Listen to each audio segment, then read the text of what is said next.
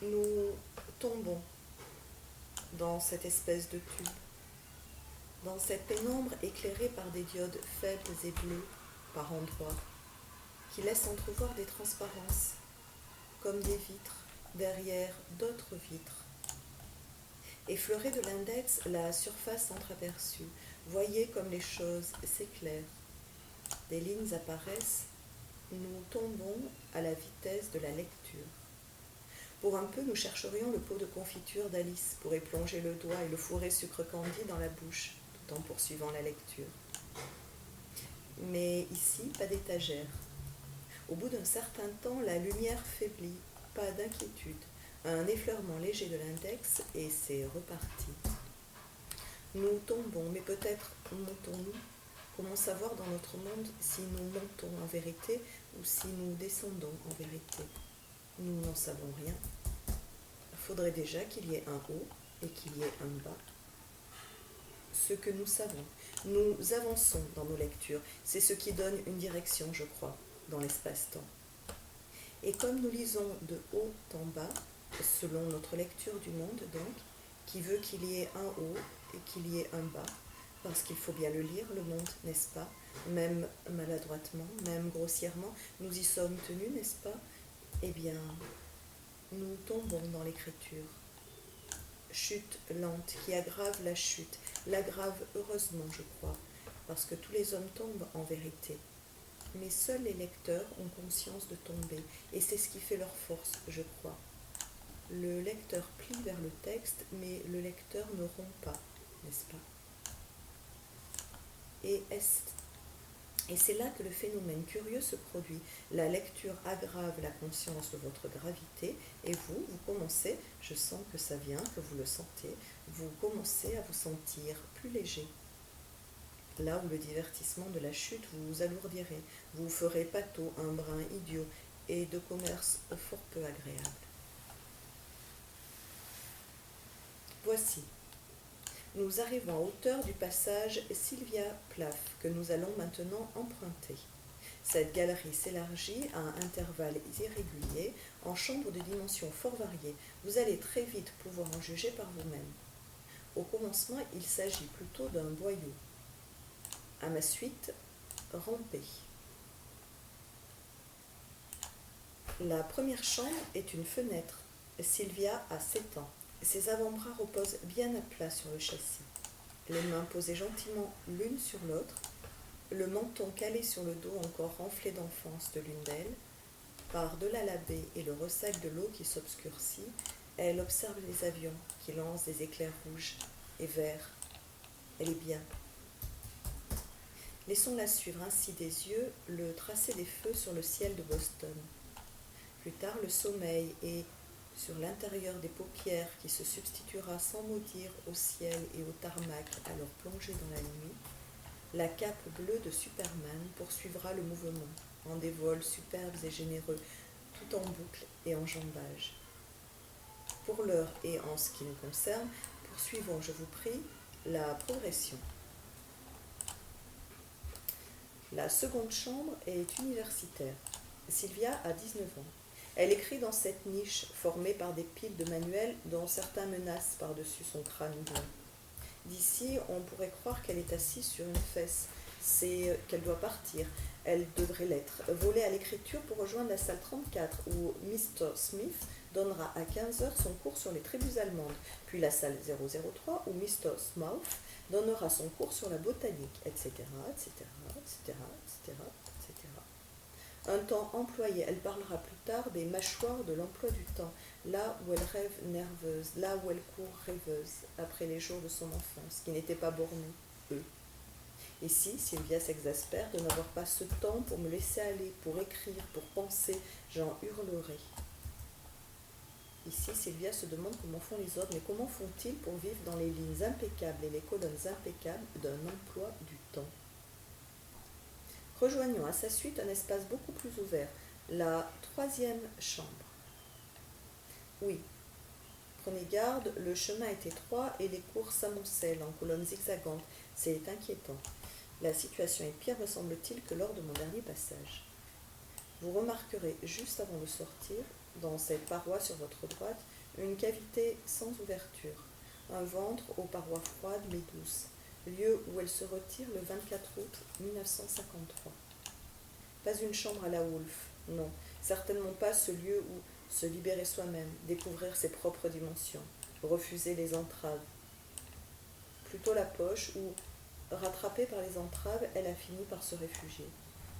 Seule issue, ce tunnel court et sans issue, dans lequel elle a rampé, une boîte de somnifères à la main. Son frère la tirera de là, inconsciente, 3 jours plus tard.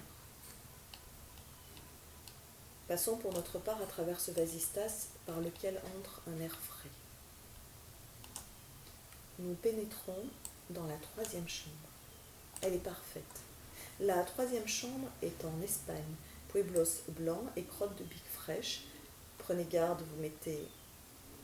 Sylvia a 23 ans et Ted est avec elle dans cette magnifique salle à manger spacieuse que nous consacrons exclusivement à l'écriture. Murs propres, badigeonnés de blanc, sol dallé frais, grande fenêtre claire, table avec machine à écrire qui donne sur tonnelles de vigne et blanches collines. La mer entre les larges feuilles du figuier. Et puis il y a Ted, son énergie, son esprit, le plus vaste et le plus imaginatif que j'ai jamais rencontré. Idéal, elle dit, idéal, elle répète.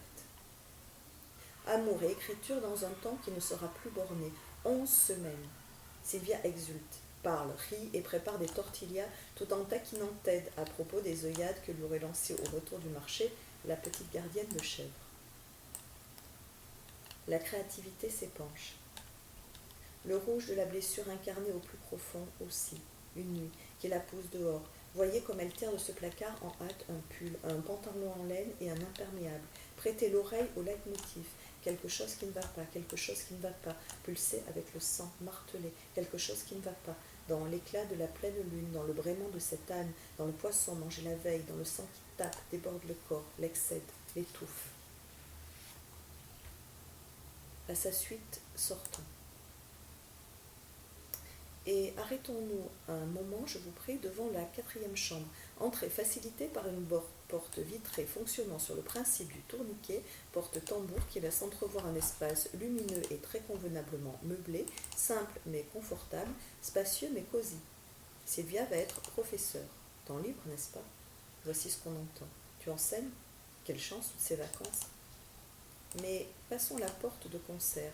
Après vous? Vous vous étonnez, c'est ce qu'ils font tous.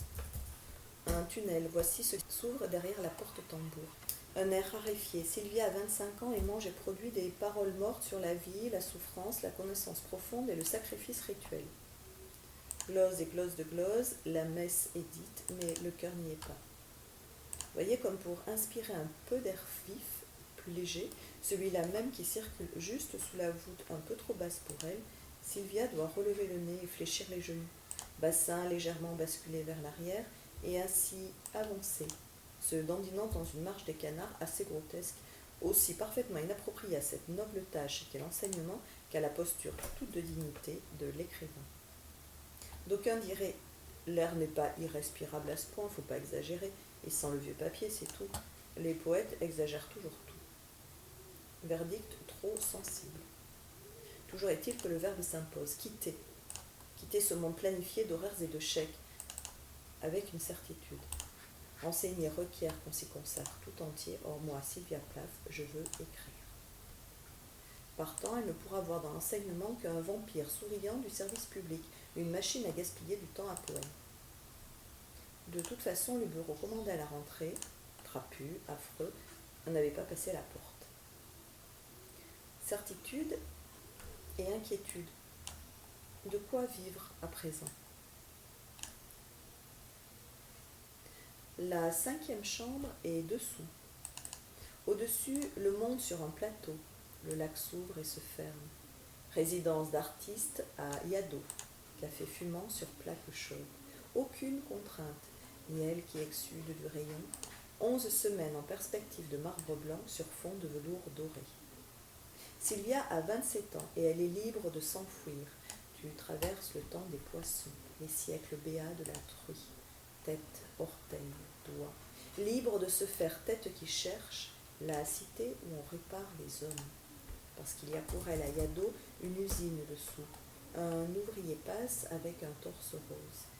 Un lieu où ça bosse sacrément, et c'est tout à la fois terrible, exaltant, nécessaire. Un merveilleux travail qu'elle accomplit ici. C'est tout cela, la fortune de la descente. Descendre encore dans les gouffres à l'atmosphère dense qui offre une résistance. Voilà pourquoi la pensée y est comme ralentie. La surprise d'autant plus grande lorsque d'un mouvement vif, elle se retourne. Dessous, elle est dessous, et la voilà libre de douter jusqu'au vertige. Mais il y a pire, et si notre travail n'était pas bon? Libre de recevoir pour le thé Monsieur Johnny Panique et son cortège de scènes de cœur qui bat, qui rompt, qui s'affole, libre de marcher et lire, Eudora Welty, Ezra Pound et beaucoup d'autres, tous à haute voix, les guêpes se rassemblent et volent en essaim, libre de s'exhorter à toujours plus travailler, libre de dresser des listes d'infinitifs définitifs, de se donner des consignes strictes de vie et d'écriture, libre de construire pour circonscrire les vieux démons, et le retour du père mort qui n'a pas pris une ride. Il remonte, elle va vers lui. À mi-chemin, ils se rencontrent. Libre aussi de danser dans la lumière bleue, de terminer le poème sur les topes bleus. Libre même de râler après la chambre blanche, chirurgicale, les 11 semaines trop longues, l'absence de contraintes saines et de sollicitations. Elle n'en trouvera pas moins peu à peu une voix. Avec des mains de taupe, je mange mon chemin. Et estimera plus tard que ce qu'elle a écrit avant Yado, et plus précisément avant les pierres, appartient aux juvéniles.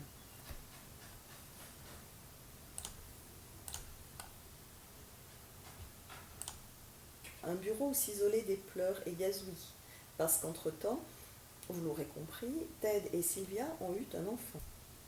Frida. Sylvia a 28 ans et s'y rend le matin, pendant que Ted s'occupe de la petite, passage de relais à mi-journée, échange de bons procédés. Qu'est-ce que ça fait d'écrire dans le bureau de Merwin, dans son odeur, son organisation, ses meubles et sa présence? Vous voulez des détails? Vous n'en aurez aucun.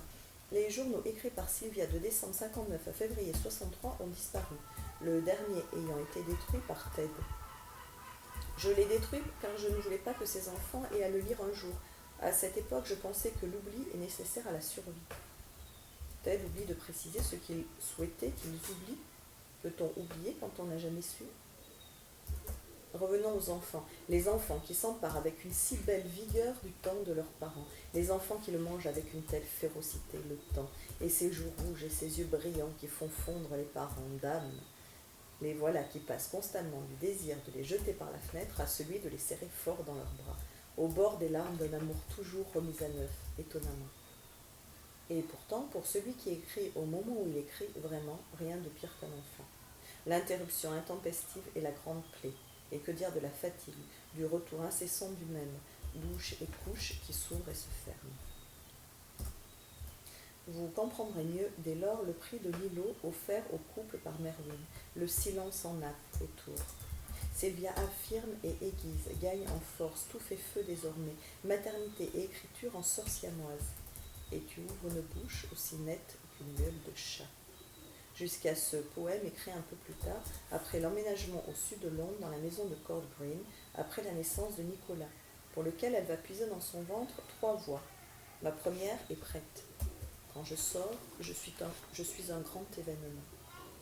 Ma seconde perd vie après vie, la terre noire, les bois. Ma troisième n'est pas prête pour ce qui peut arriver. J'aurais dû tuer ce qui me tue. Le décor est une maternité. Qui est-il, ce furieux garçon bleu, étrange et reluisant? Ou ma fille n'a pas de dents, sa bouche est large, elle émet des sons si sinistres qu'elle ne peut être bonne. Ou c'est une chose terrible que d'être si ouvert, comme si mon cœur se faisait un visage et faisait son entrée dans le monde. Ou j'ai très peu de choses à mettre dans ma valise, les robes d'une grosse femme que je ne connais pas. Ou encore, je suis belle comme une statistique. Voici mon rouge à lèvres. La visite s'achève bientôt. Après ce goulot d'étranglement, une ouverture. La 7e chambre est une chambre froide. Sylvia a 30 ans, elle vit seule avec ses enfants. Ted dira que la vie domestique l'étouffait. Envolé le frère, l'ami, l'amant, le compagnon d'écriture, parti avec Assia, dont il aura un enfant et qui quittera à son tour quelques années plus tard. Assia qui, suite à la rupture, s'enfermera avec sa fille et ouvrira le gaz. Mais c'est une autre histoire. En attendant, Sylvia sourit sur les photos avec ses gosses dans les bras. Elle sourit à sa mère qui s'inquiète là-bas, aux USA. Elle sourit de ce sourire qu'elle a toujours sur les photos, ce sourire de belle américaine, saine et vigoureuse. L'hiver à Londres est rigoureux cette année-là. Sylvia se bat avec les canalisations qui gèlent et les coupures de courant qui se multiplient. Amaigrie, elle écrit. Avant le réveil des enfants, les poèmes tapent au carreau comme une grêle, nombreux, obstinés, précis, ciblés sans jamais oublier d'être ouverts, redoutables. Toucher, couler. La surface au sol est réduite par les tâches domestiques et le soin aux enfants qu'elle est maintenant seule à assumer. Alors la chambre se réorganise, et l'espace perdu en largeur, elle le récupère en hauteur. Elle prend la forme d'une pyramide inversée, vaste nuit qui résonne, s'abrouille, chuchotement dans les allées brumeuses. Il se trame des milliers de choses au-dessus de sa tête. La fureur se fait texte, on pense à Médée, c'est immanquable et c'est violent, très. Tu écris, tu es une tête de mule et tu as raison, tu écris beaucoup et tu fais ce que tu dis. L'expérience personnelle doit être pertinente et pertinente davantage dans l'ordre des choses qui la dépassent. Mais le sol sur lequel tu travailles se réduit ce soir-là à une dalle d'1 mètre sur 1 mètre, et le volume perdu en largeur, tu continues de le gagner en hauteur. Au-dessus de ta tête, ce soir-là, un couloir vertical qui se perd dans l'obscurité, d'où tu tires des fils avec des mots au bout, des mots extrémités, des mots de l'exacte densité de l'os. On pense précipité littéraire, on pense filet de voix. Et toi, tu es où? Tu reconnais la forme des objets qui t'entourent, tu reconnais la réalité. Alors comment se fait-il? Tu reconnais, mais tu ne connais plus. La réalité a perdu sa réalité, elle ne te dit plus rien. Même les mains avec lesquelles tu emplis ces tasses de lait te sont étrangères. La réalité, une surface plate et froide qui t'absente, un paysage dont tu as été éjecté. Juste, tu connais, tu as déjà connu à 20 ans cette perte du lien qui unit les humains aux choses qui les entourent, ce lien tressé de chaleur animale qui semble si naturel aux vivants. Et force est le constat ce soir-là, la vie ne te parle plus. Tu es terrifié. Sous la cloche de verre, tu implores qu'elle te dise un mot, juste un, et là tu réalises que la dalle s'est dérobée et que le couloir vertical se poursuit aussi sous tes pieds. Ta détresse est si profonde qu'elle prend soudain la forme d'un grand calme qui dévore. Alors tu finis de remplir les tasses de lait, tu fais les gestes, tu beurres des tartines que tu déposes à côté des tasses de lait, au pied du lit de tes bébés. Tu ouvres en grand la fenêtre, tu fais les gestes, tu calfeutres la porte de leur chambre avec des serviettes et du ruban adhésif et, après avoir placé bien en évidence sur le landau, dans l'entrée, une note indiquant les coordonnées du docteur Holder, tu calfeutres la porte de la cuisine dans laquelle tu t'enfermes et tu ouvres le gaz.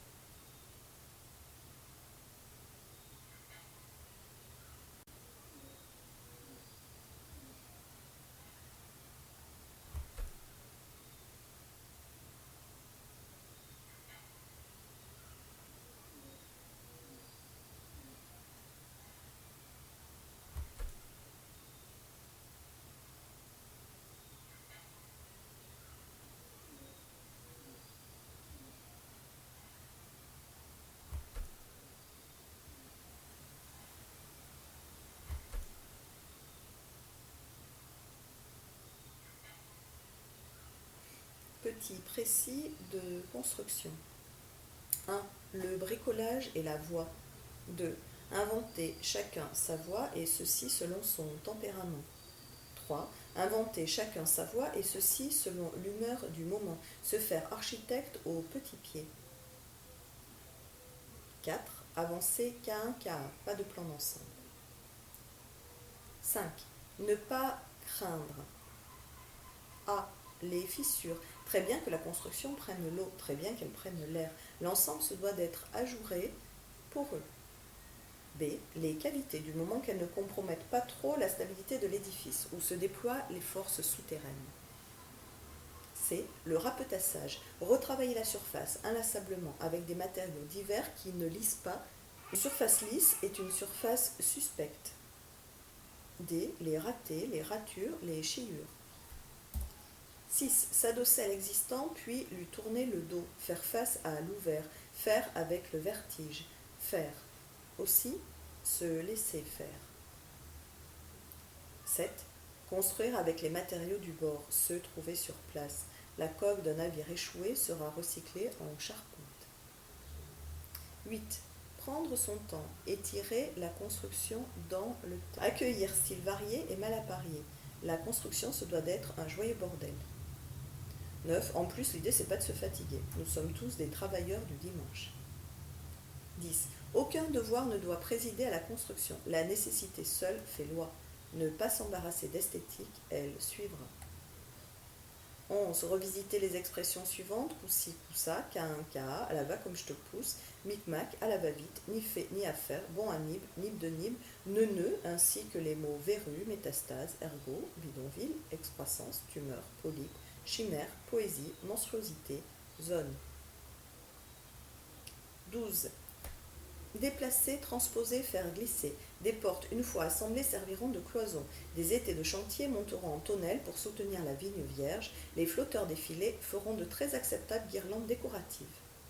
Ici sera le lieu de la fête spontanée. Une corne de brume saura fédérer les va-t-en-fête en lieu et heure dites. Ceci grâce à un code à mi-chemin entre le morse et le langage HTML. 13. Constructions nombreuses et minuscules, reliées mais autonomes. Exemple 1, le brise-lames. Exemple 2, la baraquette. Exemple 3, l'affaire furtif de Sylvain Prudhomme. Nous sommes tous des baraquettes.